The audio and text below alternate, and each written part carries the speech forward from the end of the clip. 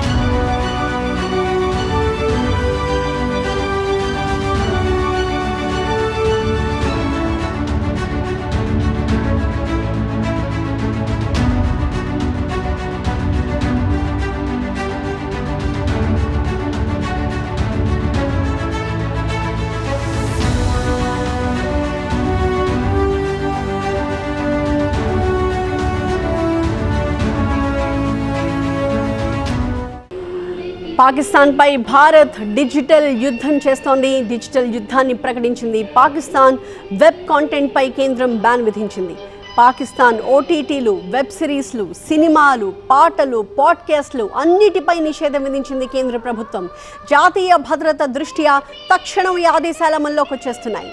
Operation సింధూర్తో సరిహద్దుల్లో ఉగ్రవాదుల గుండెల్లో రైళ్లు పరిగెత్తించిన భారత్ ఇప్పుడు వారి విషపూరిత ప్రచారానికి కూడా గట్టిగా తాళం వేస్తోంది. ఇటీవల పెహల్గాంలో జరిగిన హృదయ విదారక ఉగ్రదాడి నేపథ్యంలో భారత ప్రభుత్వం ఒక సంచలన నిర్ణయం తీసుకుంది.